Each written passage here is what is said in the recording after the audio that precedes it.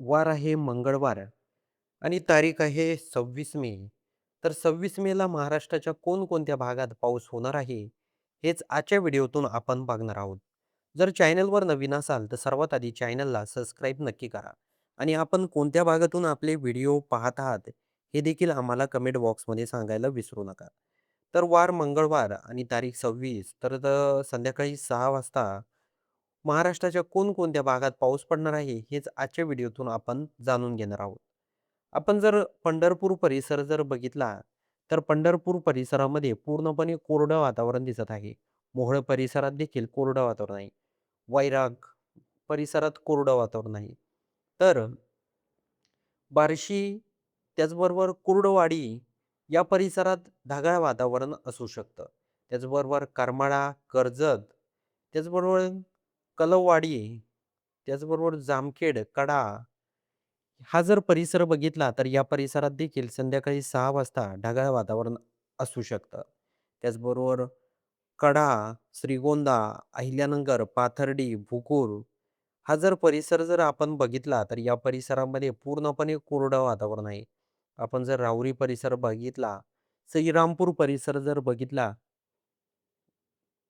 तर या परिसरात देखील कोरडं वातावरण आहे. अहिल्यानगरमध्ये देहरं, त्याचबरोबर राहुरी परिसर, त्याचबरोबर वांबोरी परिसर, त्याचबरोबर उंबरे, सोनई, जेऊर हा जर परिसर बघितला चांदा, तर या परिसरामध्ये पूर्णपणे कोरडं वातावरण आहे. त्याचबरोबर आपण जर छत्रपती संभाजीनगर परिसर जर बघितला, तर या परिसरात देखील पूर्णपणे कोरडं वातावरण आहे. फुलंब्री, त्याचबरोबर कन्नड, चाळीसगाव, पाचोरा, त्याचबरोबर अमळनेर, जळगाव हा परिसर बघितला तर पूर्ण कोरडं वातावरण आहे.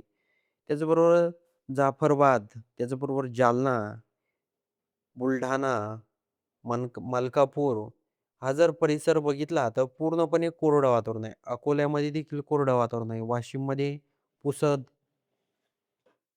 हिंगोली, उमरखेड, नांदेड, त्याचबरोबर जिंतूर, परभणी, अहमदपूर, परळी हा जर परिसर बघितला, माजलगाव तर पूर्णपणे कोरडं वातावरण आहे. बीडमध्ये देखील कोरडं वातावरण आहे.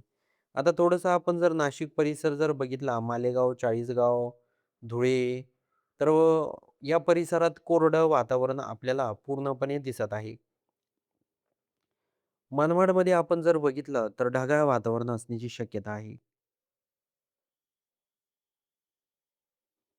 नाशिक परिसरात देखील थोड्याफार प्रमाणात ढगाळ वातावरण असण्याची शक्यता आहे. चांदवड, नाशिक, निफाड, वणी, सिन्नर, घोटी, त्र्यंबक, त्र्यंबकेश्वर, अकोले अ, हा जर परिसर बघितला तर पूर्णपणे ढगाळ वातावरण या परिसरामध्ये आहे. पाऊस न पडण्याची चिन्ह आहे, पण त्या परिसरामध्ये ढगाळ वातावरण आहे. जुन्नर परिसरात, त्याचबरोबर आपण जर मुरबाड बघितलं तर येथे देखील अ, ढगाळ वातावरण आहे. उल्हासनगरमध्ये देखील ढगाळ वातावरण आहे. ठाणे, मुंबई, पनवेल, उरण, पेण, कर्जत, अलिबाग, नागठाणे हा जर परिसर बघितला तर पूर्णपणे कोरडं वातावरण या भागामध्ये आहे. माणगाव, त्याचबरोबर महाड, lausa, पुणे, भोर, सासवड, चाकण हा जर परिसर आपण बघितला, तर या परिसरामध्ये ढगाळ वातावरण असू शकतं. त्याचबरोबर टाकळी, ढोकेश्वर, शिरूर, केडगाव, दौंड, श्रीगोंदा या परिसरात देखील ढगाळ वातावरण आहे.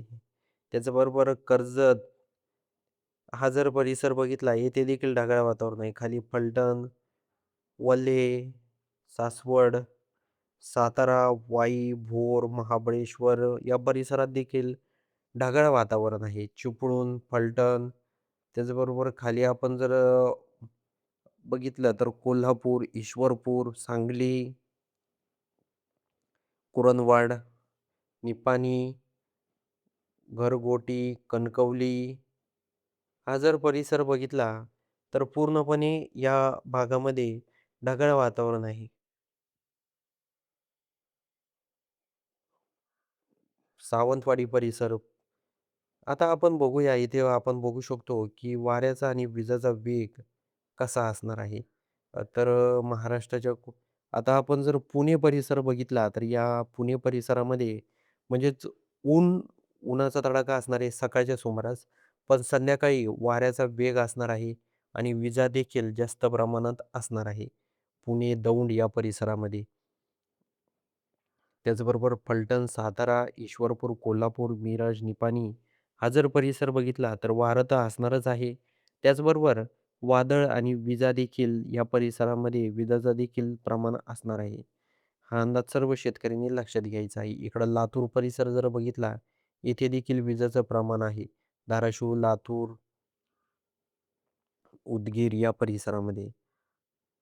आता महाराष्ट्रामध्ये आपण इथे जर बघितलं चंद्रपूर परिसरात देखील हलके ते मध्यम स्वरूपाचं वारे आणि विजांचा तडाखा दिसणार आहे.